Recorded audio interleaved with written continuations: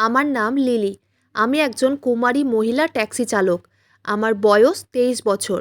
আমার 5 ভাই বোনেদের পেটের ভাত জোটানোর জন্য বাধ্য হয়ে আমাকে ট্যাক্সি ড্রাইভার হতে হয়েছিল। একদিন রাত্রিবেলা যখন আমি ওভারটাইম করার জন্য ট্যাক্সি নিয়ে যাত্রীদের অপেক্ষায় রাস্তাতেই দাঁড়িয়েছিলাম, তখন একটা ছেলে ও মেয়ে আমার কাছে এসেছিল। মেয়েটার মুখটা কালো কাপড় দিয়ে ঢাকা ছিল, শুধু তার চোখ দুটোই দেখা যাচ্ছিল।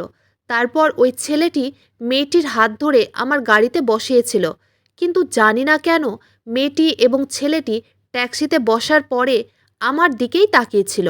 আমার গাড়িতে বসার পরে হঠাৎ করে তারা দুজন মিলে আমার সঙ্গে যা করলো সেটা শুনে আপনাদের আত্মা কেঁপে উঠবে।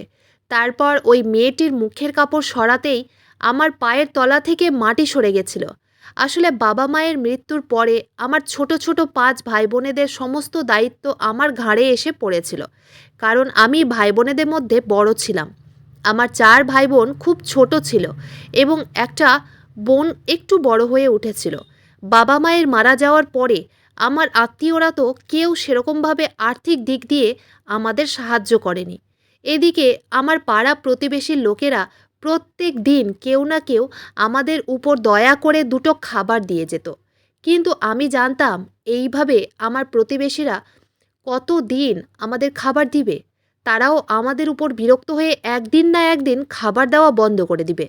তাই আমি ভেবেছিলাম যেমন করেই হোক একটা কাজের জোগাড় করতেই হবে, কারণ আমি নিজের ছোট ছোট ভাই বোনেদের খিদার চোটে তাদের কষ্ট ও চোখের জল দেখতে পারবো না।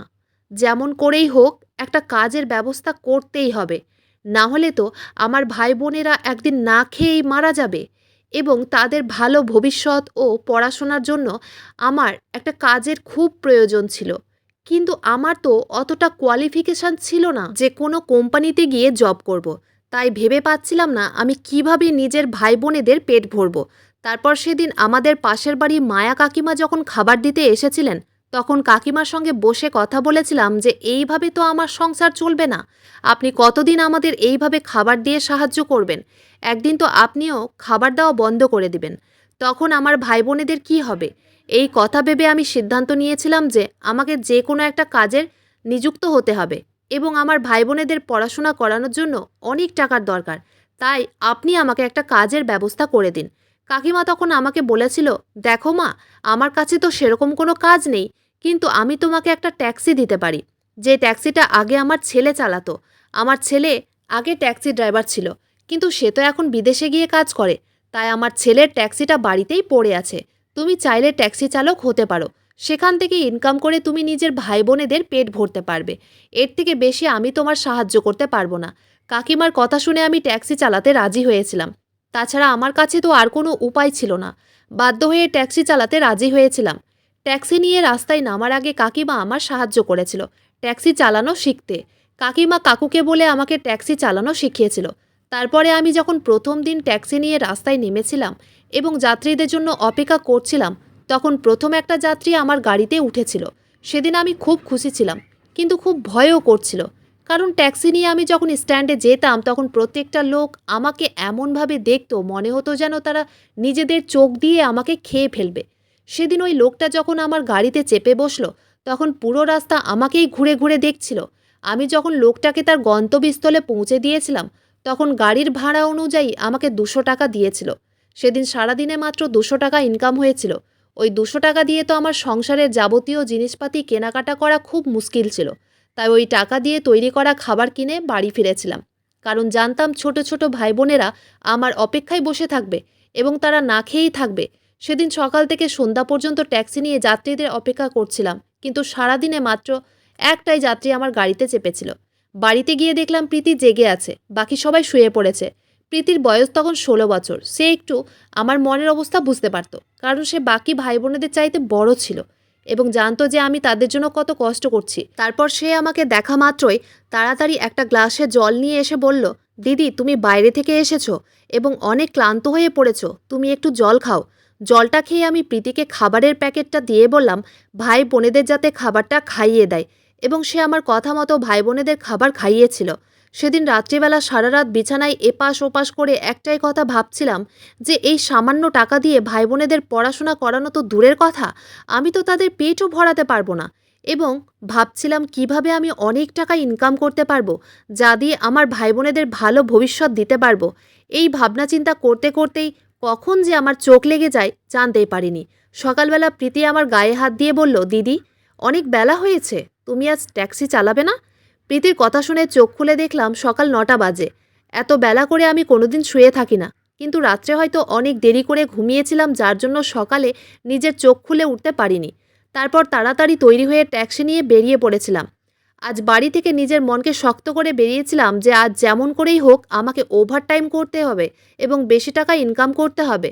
সেদিন সারাদিন যাওয়ার পরে আমার মোট ৩০০ টাকা ইনকাম হয়েছিল। তারপর রাত্রি ৯টার সময় যখন আমি স্ট্যান্ডে যাত্রীদের অপেক্ষায় নিজের ট্যাক্সি নিয়ে দাঁড়িয়েছিলাম, তখন সেখানকার লোকজন আমাকেই ঘুরে ঘুরে দেখছিল।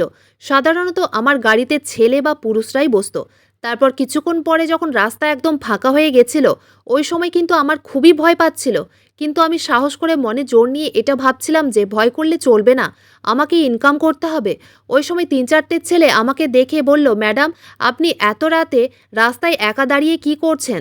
তার মাঝে একটা ছেলে আমার কাছে এসে বলল, এক রাত কাটাতে কত টাকা লাগবে? আমার জানেমান।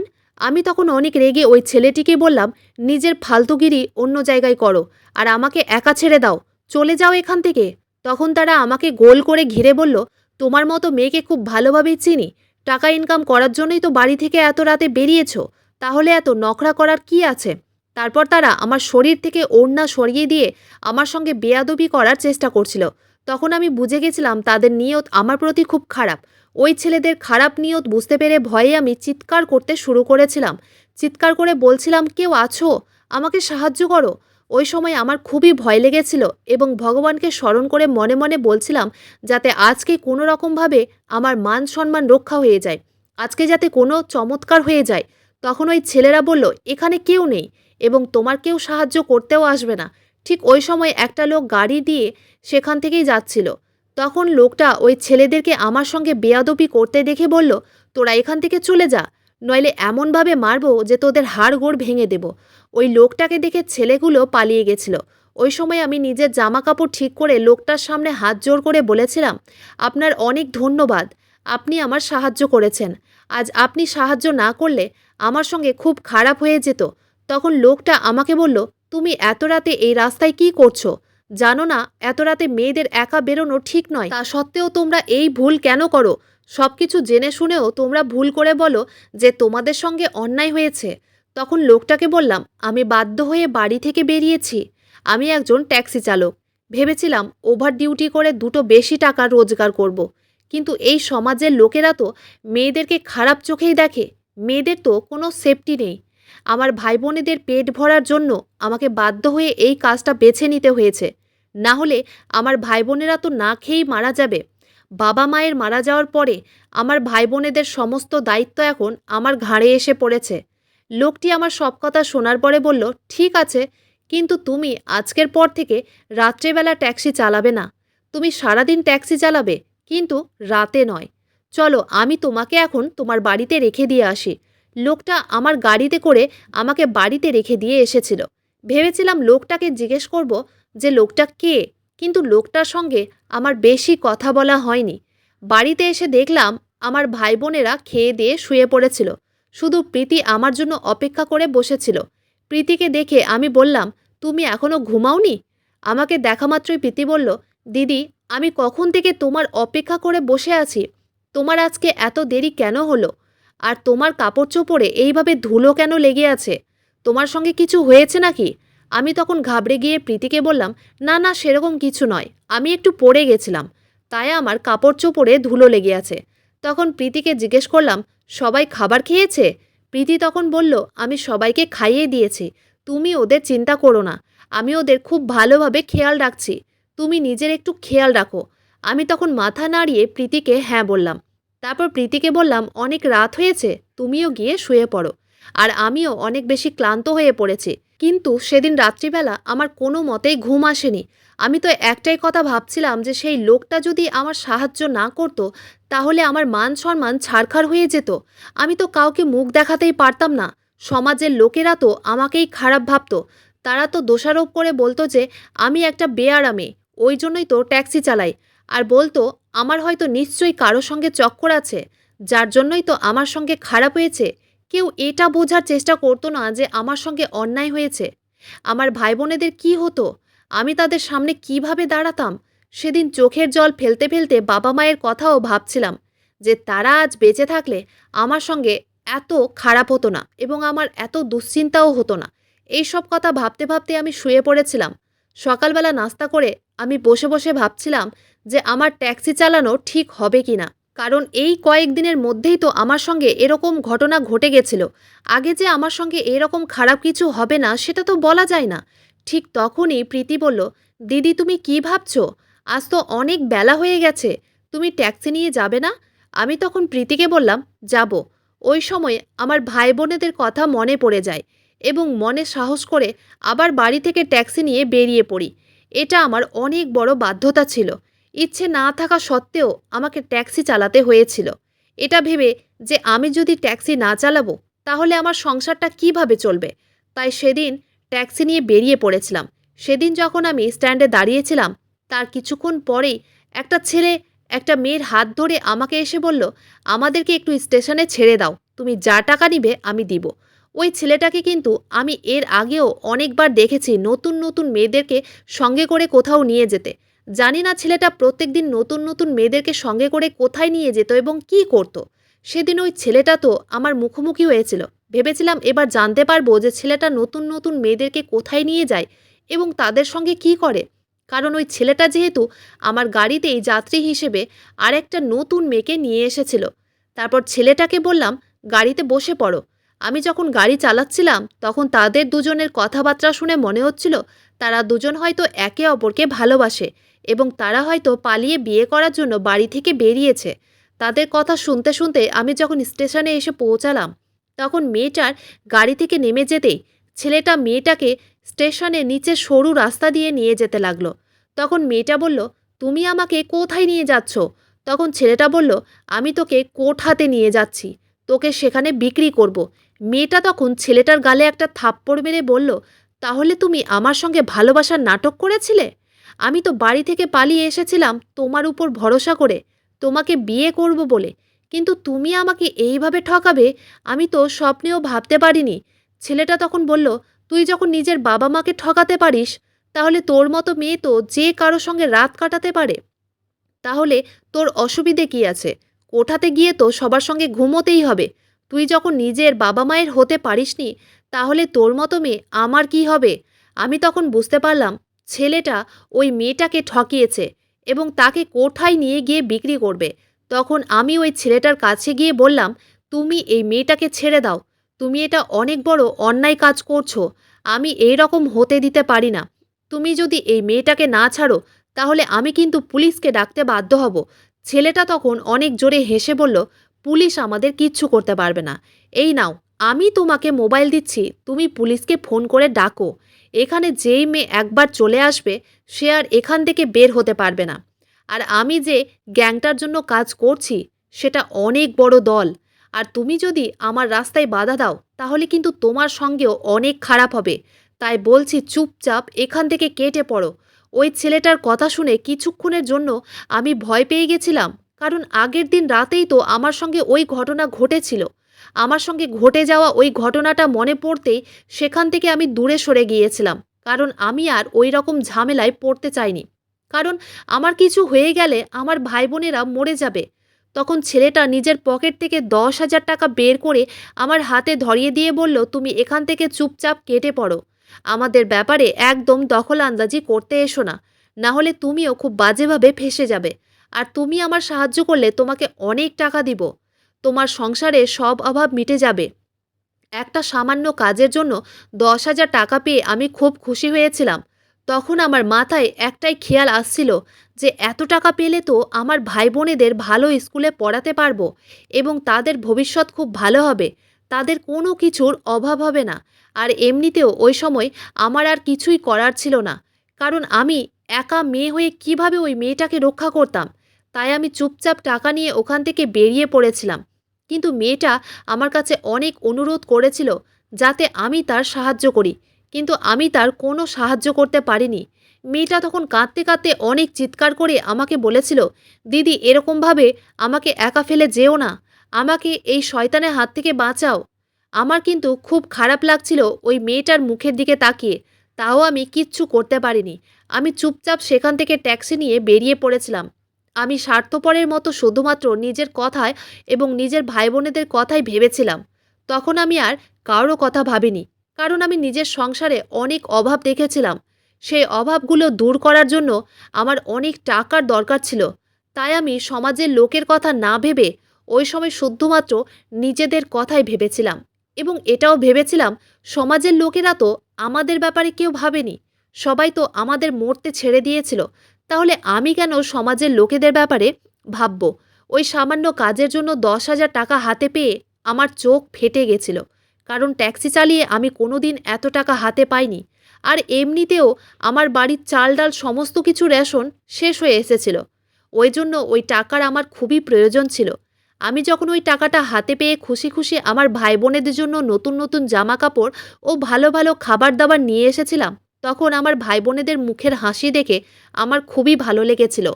যদিও আমি খুব ভালোভাবে জানতাম যে আজ আমি যে কাজটা করেছি ওটা অনেক বড় অন্যায় করেছি।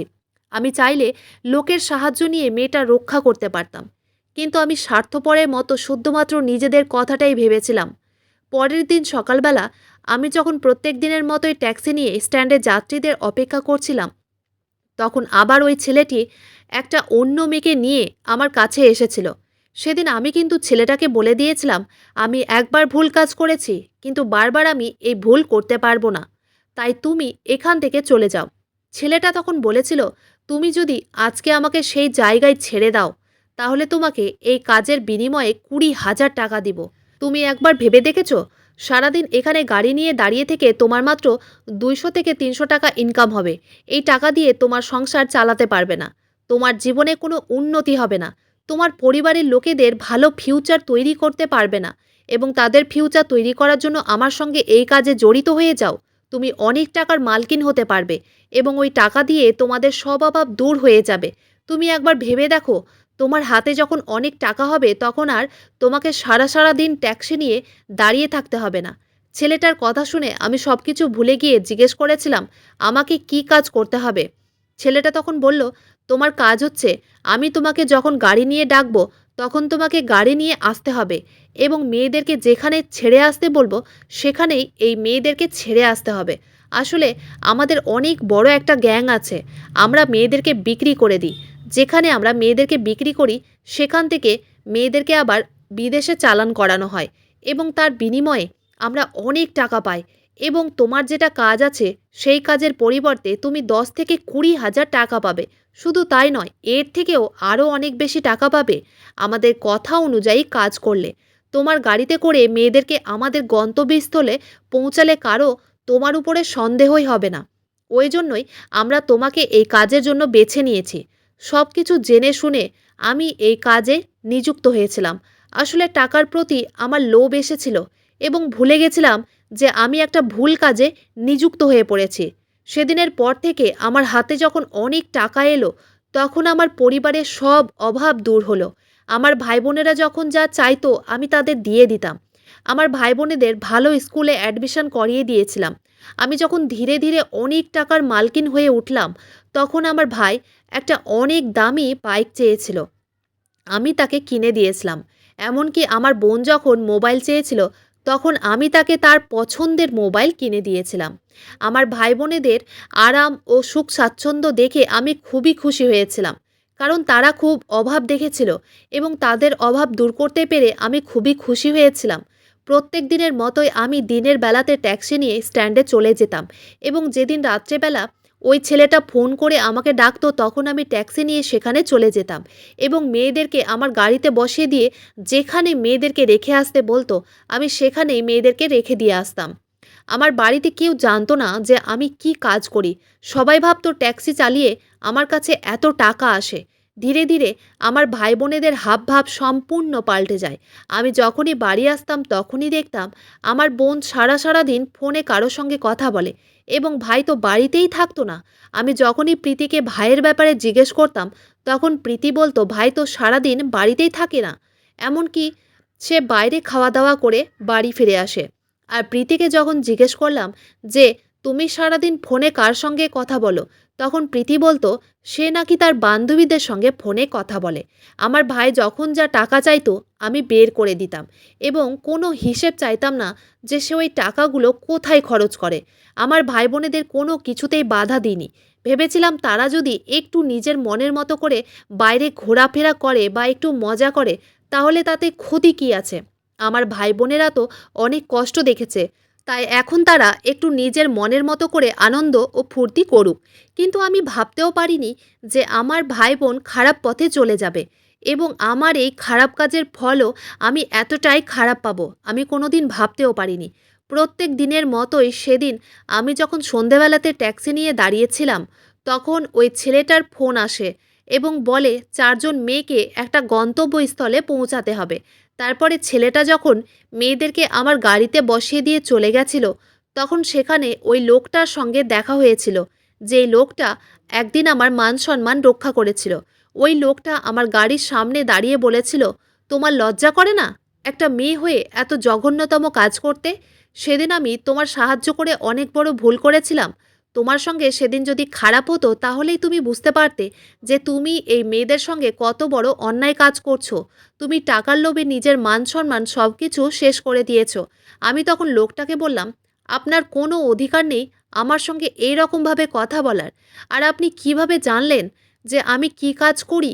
লোকটা তখন বলল আমি সব কিছুই জানি এখানে কে কি কাজ করে, তাই তোমাকে ভালো কথা বলছি এইসব থেকে দূরে থাকো এবং এই কাজ তুমি ছেড়ে দাও। আমি তখন লোকটাকে বললাম এই কাজটা ছেড়ে দিলে আমি কোথায় টাকা পাবো? আমাকে বাধ্য হয়ে এই কাজটা করতে হচ্ছে। শুধু ট্যাক্সি চালিয়ে আমার সংসার চলবে না, আমার ভাই বোনেরা না খেয়েই মরে যাবে। তাই এই কাজটা আমি ছাড়তে পারবো না, আমার বাধ্যতা আছে। তখন ওই লোকটা বলল তোমার কোনো বাধ্যতা নেই, সৎ পথে ইনকাম করে তোমার ভাই বোনেদের পেট ভরাতে পারবে এবং ভালো স্কুলে পড়াশোনাও করাতে পারো। তোমার টাকার প্রতি লোভ হয়ে গেছে। আমি তখন লোকটাকে বললাম সৎ পথে কাজ করে আমি কি পেয়েছি? কিছুই তো পাইনি, বরঞ্চ সৎ পথে কাজ করতে গিয়ে আমার সঙ্গে লোকে খারাপ করেছে।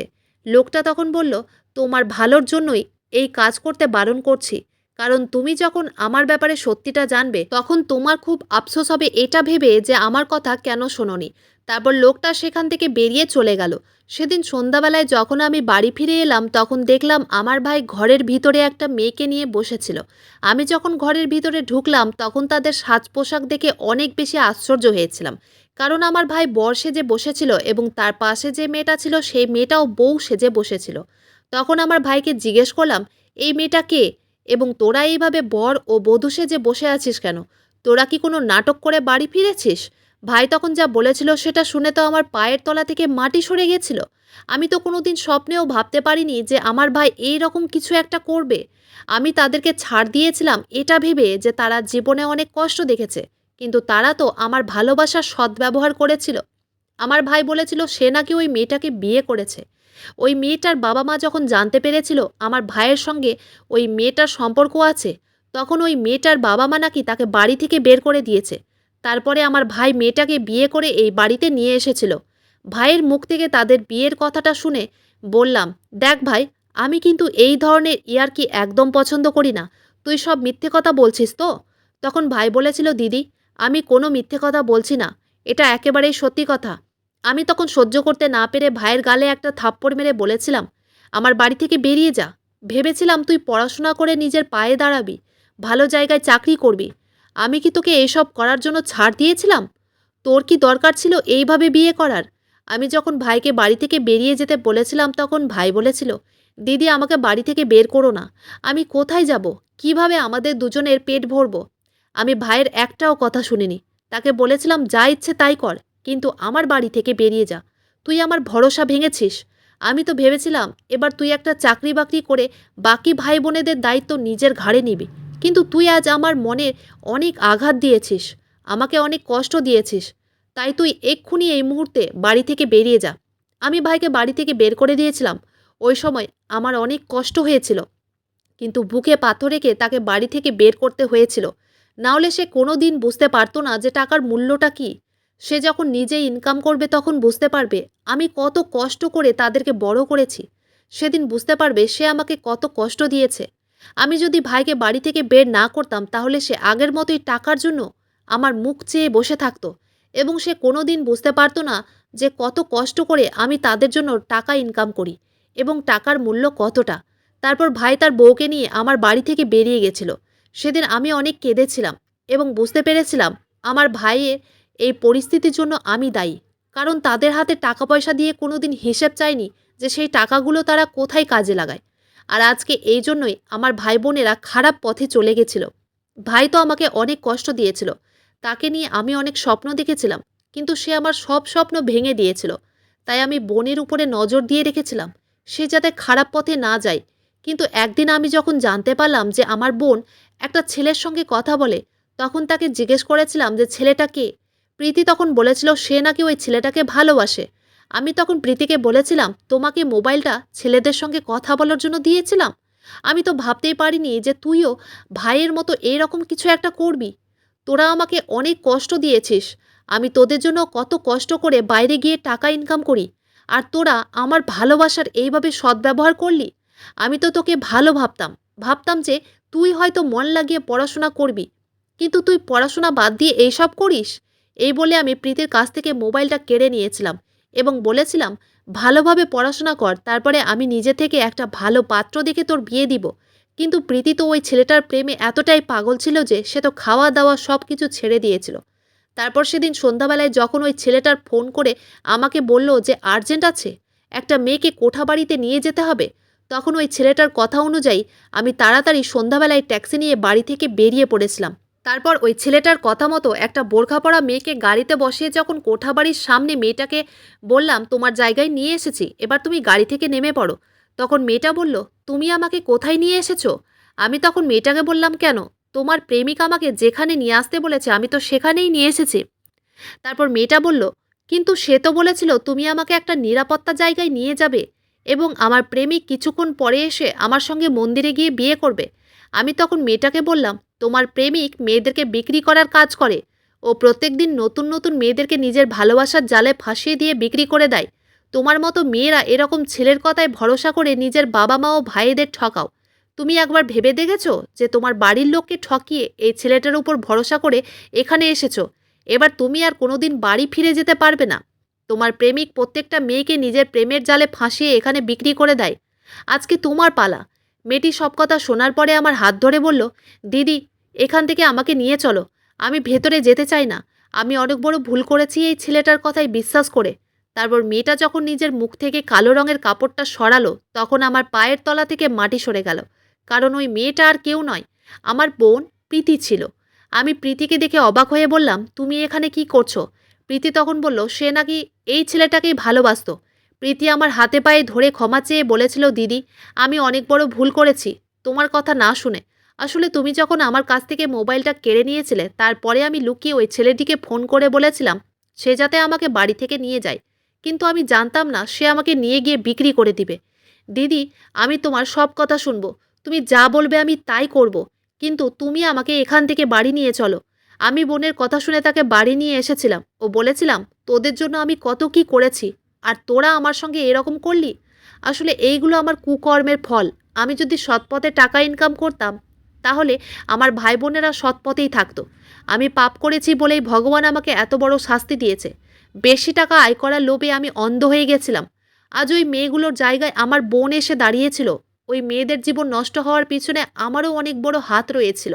আজ আমার বোন যখন সেই জায়গায় গিয়ে পৌঁছালো তখন বুঝতে পারলাম আমি ওই মেয়েদের সঙ্গে কত অন্যায় করেছি। তখন আমি নিজের মনে শপথ নিয়েছিলাম যে আর যাই হোক না কেন ওই গ্যাংটাকে আমি শেষ করব। না জানি কত কত মেয়েদের জীবন নষ্ট করে দিয়েছে। সেদিন আমি ভেবেছিলাম যেমন করেই হোক না কেন আমার মাধ্যমে যেই মেয়েরা ওই কোঠায় গিয়ে পৌঁছেছে আমি সেই মেয়েদেরকে আবার উদ্ধার করব। তখন আমার মনে পড়ল সেই লোকটার কথা, যে লোকটা আমাকে একবার রক্ষা করেছিল এবং সেই লোকটা বলেছিল আমি নাকি একদিন অবশ্যই আমার ভুল বুঝতে পারবো যে আমি কত বড় অন্যায় কাজ করেছি। তখন আমি ওই লোকটার খোঁজে ট্যাক্সি নিয়ে স্ট্যান্ডে দাঁড়িয়ে থাকতাম। তারপর বেশ কিছুদিন কেটে যাওয়ার পরে আমি লোকটাকে একদিন দেখতে পেয়েছিলাম। তাকে দেখতে পেয়ে লোকটার সঙ্গে যখন কথা বলার চেষ্টা করেছিলাম, লোকটা তখন আমাকে বলেছিল, তোমার কি দরকার আছে আমার সঙ্গে কথা বলার? তখন আমি লোকটাকে বলেছিলাম, আপনি কে এবং আমি আপনার সাহায্য চাই। তারপর লোকটাকে আমি সব কিছু সত্যি কথা বলেছিলাম এবং এটাও বলেছিলাম যে আমি ওই মেয়েদের সাহায্য করতে চাই। তখন ওই লোকটা বলেছিল সে নাকি একজন পুলিশ অফিসার এবং আমি খুব আশ্চর্য হয়েছিলাম শুনে। এবং সে ওই গ্যাংটাকে ধরার জন্য মাঝে মধ্যে এই রাস্তা দিয়ে কিছু না কিছু প্রমাণ খোঁজার চেষ্টা করে। তারপর ওই লোকটা মানে পুলিশ অফিসারটা বলেছিল আমি যাতে সেই ছেলেটাকে ফোন করে জিজ্ঞেস করি তাদের আসল আড্ডা কোথায় এবং কোন জায়গায় এবং তাদের গ্রুপে কে কে আছে।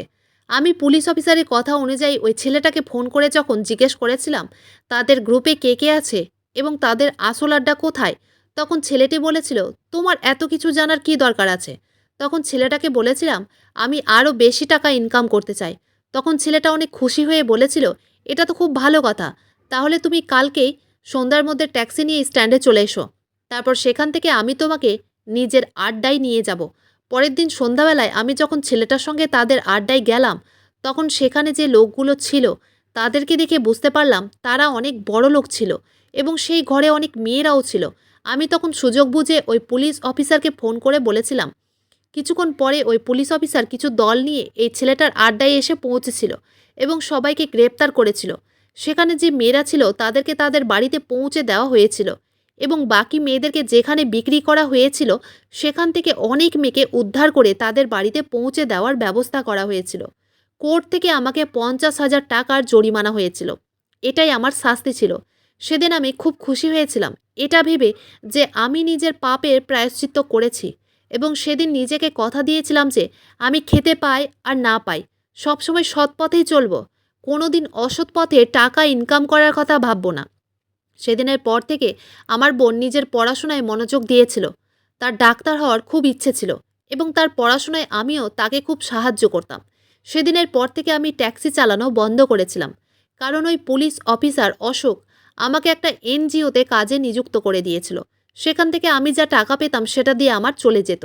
তারপর একদিন ওই পুলিশ অফিসার অশোক আমাকে বিয়ে করার প্রস্তাব দিয়েছিল। তার নাম ছিল অশোক, কারণ সে নাকি আমাকে ভালোবাসতো এবং আমিও অশোককে মনে মনে পছন্দ করতাম। আমি তার বিয়ের প্রস্তাবটা গ্রহণ করেছিলাম। ওদিকে একদিন আমার ভাই এনজিওতে এসে আমার সঙ্গে দেখা করেছিল এবং সে বলেছিল সে নাকি একটা কোম্পানিতে জব পেয়েছে এবং সে নিজের ও তার স্ত্রীর খরচ খুব ভালোভাবেই তুলতে পারছে এবং ভাই আমার কাছে ক্ষমাও চেয়েছিল। আমি খুব খুশি হয়েছিলাম ভাইয়ের উন্নতি দেখে। আমি তো এটাই চেয়েছিলাম আমার ভাই বোনেরা যাতে পড়াশোনা করে নিজের পায়ে দাঁড়াতে পারে।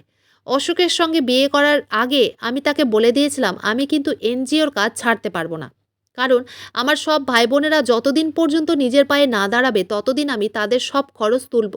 অশোক তখন বলেছিল তোমার ভাই বোন মানে আমার ভাই বোন এবং আজ থেকে তাদের দায়িত্ব আমার উপরে। তারপর অশোকের সঙ্গে আমার বিয়ে হয়ে যায়। আমি এখন খুব সুখে আছি। বন্ধুরা, আজকের গল্পটি এখানেই শেষ করছি। গল্পতে কোনো ভুল ত্রুটি থাকলে ক্ষমা করে দিবেন। গল্পটি ভালো লাগলে অবশ্যই লাইক, শেয়ার, সাবস্ক্রাইব করতে ভুলবেন না। ধন্যবাদ।